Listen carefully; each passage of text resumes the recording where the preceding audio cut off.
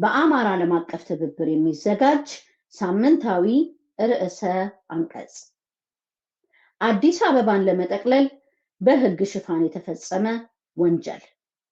ባለፈው ሳምንት ለፓርላማ ተብዬው አካል የቀረበው አዲስ የጸጥታ አዋጅ ሀገራችንን በተለይም የኢትዮጵያ ልብ በሆነችው አዲስ አበባ ከተማና ነዋሪዎች ላይ የተፈጸመ አደገኛ ፖለቲካዊ ደባ ነው። ይህ አዋጅ ከ60 በመቶ በላይ የአማራ ተወላጅ ዜጎች መኖሪያ በሆነችው ከተማ የነዋሪዎችን ፍላጎት ሳይጠይቅ የአንድ ክልል ታጣቂ ኃይል በሕግ ማስከበር ሽፋን ስም ቁጥጥር እንዲኖረው ሕጋዊ ሽፋን ይሰጣል። አዋጁ መሰረታዊ የሆነ የራስን በራስ ማስተዳደር መብትን የሚጥስ ህብረ ብሔራዊ የሆነውን የአዲስ አበባ ስነ ህዝብ ባህል ጋር የሚቃረን ብቻ ሳይሆን ዜጎች በፈለጉት ቋንቋና ፍርድ ቤት የመዳኘት መብትን የሚገረስስ ጸረ ዲሞክራሲያዊ አካሄድ ነው። ሕግ አስከባሪ ተብለው በአዋጁ የተጠቀሱት የአንድ ክልል ሚሊሻና ልዩ ኃይል አባላት ከከተማው ነዋሪ ቋንቋና ባህል ጋር የማይጣጣም ዝንባሌ እንዳላቸው በተደጋጋሚ አሳይተዋል። እነዚሁ ዛሬ በአዲስ አበባ ጸጥታ ጥበቃ ስም ሊመደቡ የታሰቡት ከኦሮሚያ ክልል የሚመጡ ታጣቂዎች ትላንት በከተማው ዙሪያ በተካሄደው ብሔር ተኮር ቤት ፈረሳና ማፈናቀል ወንጀል ግንባር ቀደም ተሳትፎ ነበራቸው። በየትኛውም መመዘኛ ሲታይ ይህ አዋጅ የሕግ አወጣጥ ስርዓትን የሚጥስ የሰዎችን ፍትህ የማግኘት መብት የሚደፈጥጥ የአንድ ወገን ፍላጎትና የበላይነትን ለማንበር የተዘጋጀ በሕግ ስም አድሎውን ለማቀላጠፍ የተፈጸመ ደባ ነው። አዲስ አበባን የኦሮሞ ብቻ እናደርጋታለን በማለት ሲካሄድ የነበረው ቅስቀሳ ስጋ አልብሶ በግላጭ ከተማዋን ለመሰልቀጥ የተፈጸመ አጉል ድርጊት ነው። ይህ አዋጅ አዲስ አበቤ የቤቱን መፍረስ፣ የታሪኩን መፋቅ፣ የቋንቋውን መደፈቅ፣ ህልውናውን አደጋ ላይ መውደቁ ሳይበቃ በሕግ ስም የከተማዋን ባለቤትነት ሊነጠቅ እንደሆነ ተጨባጭ ማሳያ ነው። ከ60 በመቶ በላይ የሆነ የአማራ ህዝብን ጨምሮ በሌሎች የከተማዋ ነባር ነዋሪዎች ላይ የተቃጣ ጥቃት ነው። ዛሬ ለዚህ አዋጅ ዝምታን ከመረጥን ነገ የቤትም ሆነ ንብረት ባለቤትነታችንን መብትና ዋስትና የለንም። አዲስ አበባ ላይ የተደቀነው አደጋ በሁላችንም ላይ የመጣ አደጋ መሆኑን አውቀን በጋራ መታገል አለብን። ድርጅታችን የአማራ ዓለም አቀፍ ትብብር ይህን አዋጅ የዘር ማጥፊያ መሳሪያ ነው ብሎ ያምናል። እስካሁን የኦሮሞ ብልጽግና በአዲስ አበባ ላይ ከወሰዳቸው ህገወጥ ድርጊቶች አልፎም በሕግ ስም የከተማዋን ባለቤትነት ማንነትና ህልውና ለመዋጥ የታወጀው ይህ አዋጅ በጋራ ሆነን ታግለን እንድንቀይረው ጥሪ እናቀርባለን። በዚህ ከተማ ውስጥ የሚኖሩ ሁሉም የማህበረሰብ አባላት፣ የሃይማኖት ተከታዮችና ባለንብረቶች የዚህ ህገወጥ ድርጊት ኢላማ መሆናችንን መገንዘብ አለብን። መጋቢት 28 2018 ድል ለአማራ ህዝብ ትግል። በአማራ ዓለም አቀፍ ትብብር የሚዘጋጅ ሳምንታዊ ርዕሰ አንቀጽ አዲስ አበባን ለመጠቅለል በሕግ ሽፋን የተፈጸመ ወንጀል። ባለፈው ሳምንት ለፓርላማ ተብዬው አካል የቀረበው አዲስ የጸጥታ አዋጅ ሀገራችንን በተለይም የኢትዮጵያ ልብ በሆነችው አዲስ አበባ ከተማና ነዋሪዎች ላይ የተፈጸመ አደገኛ ፖለቲካዊ ደባ ነው። ይህ አዋጅ ከ60 በመቶ በላይ የአማራ ተወላጅ ዜጎች መኖሪያ በሆነችው ከተማ የነዋሪዎችን ፍላጎት ሳይጠይቅ የአንድ ክልል ታጣቂ ኃይል በሕግ ማስከበር ሽፋን ስም ቁጥጥር እንዲኖረው ሕጋዊ ሽፋን ይሰጣል። አዋጁ መሰረታዊ የሆነ የራስን በራስ ማስተዳደር መብትን የሚጥስ ህብረ ብሔራዊ የሆነውን የአዲስ አበባ ስነ ህዝብ ባህል ጋር የሚቃረን ብቻ ሳይሆን ዜጎች በፈለጉት ቋንቋና ፍርድ ቤት የመዳኘት መብትን የሚገረስስ ጸረ ዲሞክራሲያዊ አካሄድ ነው። ሕግ አስከባሪ ተብለው በአዋጁ የተጠቀሱት የአንድ ክልል ሚሊሻና ልዩ ኃይል አባላት ከከተማው ነዋሪ ቋንቋና ባህል ጋር የማይጣጣም ዝንባሌ እንዳላቸው በተደጋጋሚ አሳይተዋል። እነዚሁ ዛሬ በአዲስ አበባ ጸጥታ ጥበቃ ስም ሊመደቡ የታሰቡት ከኦሮሚያ ክልል የሚመጡ ታጣቂዎች ትላንት በከተማው ዙሪያ በተካሄደው ብሔር ተኮር ቤት ፈረሳና ማፈናቀል ወንጀል ግንባር ቀደም ተሳትፎ ነበራቸው። በየትኛውም መመዘኛ ሲታይ ይህ አዋጅ የህግ አወጣጥ ስርዓትን የሚጥስ፣ የሰዎችን ፍትህ የማግኘት መብት የሚደፈጥጥ፣ የአንድ ወገን ፍላጎትና የበላይነትን ለማንበር የተዘጋጀ፣ በህግ ስም አድሎውን ለማቀላጠፍ የተፈጸመ ደባ ነው። አዲስ አበባን የኦሮሞ ብቻ እናደርጋታለን በማለት ሲካሄድ የነበረው ቅስቀሳ ስጋ አልብሶ በግላጭ ከተማዋን ለመሰልቀጥ የተፈጸመ አጉል ድርጊት ነው።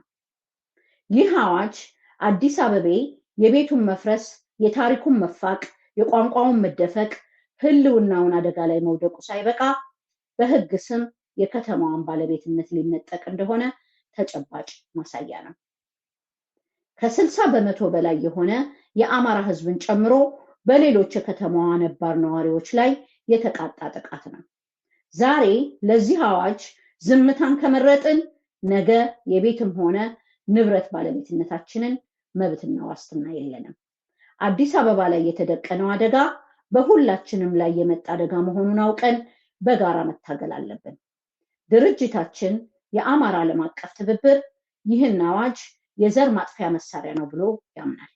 እስካሁን የኦሮሞ ብልጽግና በአዲስ አበባ ላይ ከወሰዳቸው ህገወጥ ድርጊቶች አልፎም በህግ ስም የከተማዋን ባለቤትነት ማንነትና ህልውና ለመዋጥ የታወጀው ይህ አዋጅ በጋራ ሆነን ታግለን እንድንቀይረው ጥሪ እናቀርባለን።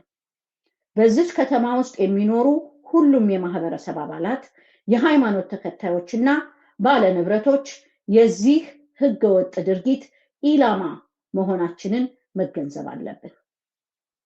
መጋቢት 28 2018 ድል ለአማራ ህዝብ ትግል። በአማራ ዓለም አቀፍ ትብብር የሚዘጋጅ ሳምንታዊ ርዕሰ አንቀጽ። አዲስ አበባን ለመጠቅለል በህግ ሽፋን የተፈጸመ ወንጀል። ባለፈው ሳምንት ለፓርላማ ተብዬው አካል የቀረበው አዲስ የጸጥታ አዋጅ ሀገራችንን በተለይም የኢትዮጵያ ልብ በሆነችው አዲስ አበባ ከተማና ነዋሪዎች ላይ የተፈጸመ አደገኛ ፖለቲካዊ ደባ ነው።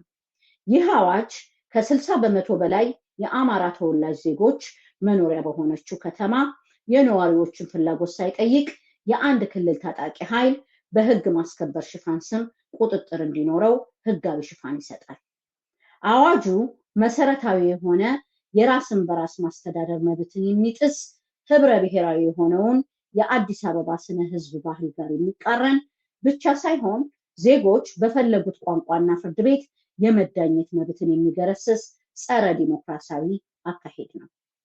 ህግ አስከባሪ ተብለው በአዋጁ የተጠቀሱት የአንድ ክልል ሚሊሻና ልዩ ኃይል አባላት ከከተማው ነዋሪ ቋንቋና ባህል ጋር የማይጣጣም ዝንባሌ እንዳላቸው በተደጋጋሚ አሳይተዋል። እነዚሁ ዛሬ በአዲስ አበባ ጸጥታ ጥበቃ ስም ሊመደቡ የታሰቡት ከኦሮሚያ ክልል የሚመጡ ታጣቂዎች ትላንት በከተማው ዙሪያ በተካሄደው ብሔር ተኮር ቤት ፈረሳና ማፈናቀል ወንጀል ግንባር ቀደም ተሳትፎ ነበራቸው። በየትኛውም መመዘኛ ሲታይ ይህ አዋጅ የህግ አወጣጥ ስርዓትን የሚጥስ፣ የሰዎችን ፍትህ የማግኘት መብት የሚደፈጥጥ፣ የአንድ ወገን ፍላጎትና የበላይነትን ለማንበር የተዘጋጀ፣ በህግ ስም አድሎውን ለማቀላጠፍ የተፈጸመ ደባ ነው። አዲስ አበባን የኦሮሞ ብቻ እናደርጋታለን በማለት ሲካሄድ የነበረው ቅስቀሳ ስጋ አልብሶ በግላጭ ከተማዋን ለመሰልቀጥ የተፈጸመ አጉል ድርጊት ነው። ይህ አዋጅ አዲስ አበቤ የቤቱን መፍረስ፣ የታሪኩን መፋቅ፣ የቋንቋውን መደፈቅ፣ ህልውናውን አደጋ ላይ መውደቁ ሳይበቃ በህግ ስም የከተማዋን ባለቤትነት ሊነጠቅ እንደሆነ ተጨባጭ ማሳያ ነው። ከ60 በመቶ በላይ የሆነ የአማራ ህዝብን ጨምሮ በሌሎች የከተማዋ ነባር ነዋሪዎች ላይ የተቃጣ ጥቃት ነው። ዛሬ ለዚህ አዋጅ ዝምታን ከመረጥን ነገ የቤትም ሆነ ንብረት ባለቤትነታችንን መብትና ዋስትና የለንም። አዲስ አበባ ላይ የተደቀነው አደጋ በሁላችንም ላይ የመጣ አደጋ መሆኑን አውቀን በጋራ መታገል አለብን። ድርጅታችን የአማራ ዓለም አቀፍ ትብብር ይህን አዋጅ የዘር ማጥፊያ መሳሪያ ነው ብሎ ያምናል። እስካሁን የኦሮሞ ብልጽግና በአዲስ አበባ ላይ ከወሰዳቸው ህገወጥ ድርጊቶች አልፎም በህግ ስም የከተማዋን ባለቤትነት ማንነትና ህልውና ለመዋጥ የታወጀው ይህ አዋጅ በጋራ ሆነን ታግለን እንድንቀይረው ጥሪ እናቀርባለን። በዚህ ከተማ ውስጥ የሚኖሩ ሁሉም የማህበረሰብ አባላት፣ የሃይማኖት ተከታዮችና ባለንብረቶች የዚህ ህገወጥ ድርጊት ኢላማ መሆናችንን መገንዘብ አለብን። መጋቢት 28 2018 ድል ለአማራ ህዝብ ትግል። የአማራ ህዝብ እያደረገ ያለውን የህልውና ትግል በመረጃና ፕሮፓጋንዳ እገዛ ግቡን እንዲመታ የህልውና ትግል ደጋፊ ሚዲያዎች አቅማቸው በፈቀደላቸው መጠን የሚችሉትን እያደረጉ መሆኑ የሚካድ አይደለም። ይሁን እንጂ መሬት ላይ እየተደረገ ያለው ትግል አሁን ሚዲያዎች እያደረጉ ካለው አስተዋጽኦ በበለጠ በእውቀትና በጥናት ላይ የተመሰረተ የሚዲያ ድጋፍ ያስፈልጋል። የአማራ አንድነት ድምፅ ታላላቅ የአማራና እንዲሁም የትግሉ ደጋፊ ኢትዮጵያውያን ምሁራንን ወደ መድረክ እያመጣ ለትግሉ የበኩላቸውን አስተዋጽኦ እንዲያበረክቱ ያመቻቻል። በዚህ ሚዲያ ሀገራዊና ቀጠናዊ የፖለቲካ ጉዳዮች ትንታኔ ይሰጥባቸዋል። ከዚህም በተጨማሪ ህዝቡ የህልውና ትግሉን እንዲቀላቀል ግልጽ የሆነ ፖለቲካዊ መልእክቶች ይተላለፉበታል። የአማራ አንድነት ድምፅን የዩቲዩብ ቻናል ሰብስክራይብ በማድረግ ቤተሰብ ይሁኑ። እንዲሁም ተደራሽነቱ እንዲሰፋ ለሌሎች አጋሩት።